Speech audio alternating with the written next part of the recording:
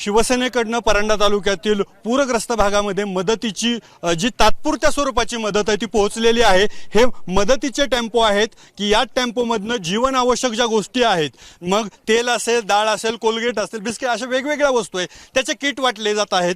आणि सगळ्यात मात्र या मदतीच्या टेम्पोवर शिवसेनेकडनं जी जाहिरातबाजी केली जाते त्यामुळे ही मदत आता कुठेतरी वादात सापडलेली आहे। एकनाथ शिंदे यांचा फोटो आहे, पालकमंत्री प्रताप सरनाईक यांचा फोटो आहे, वरच्या बाजूला बघितलं तर श्रीकांत शिंदे आहेत, माजी मंत्री तानाजी सावंत आहेत, यांच्या फोटोसह दुष्काळ पूरग्रस्तांना मदतीचं वाटपाचे टेम्पो येत आहेत। त्यामुळेच एकीकडे संकटात सापडलेल्या शेतकऱ्याला, संकटात सापडलेल्या गावकऱ्याला ही जाहिरातबाजी करून जी मदत दिली जाते त्यामुळे या मदतीवर आता टीका होताना दिसते।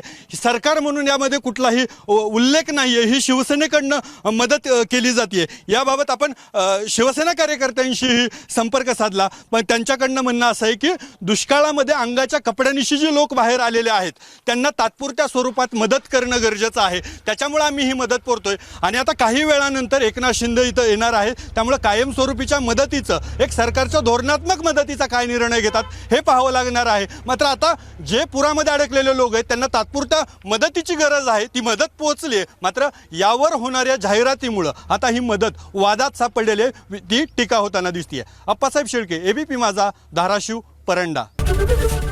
एबीपी माझा, उघडा डोळे बघा नीट।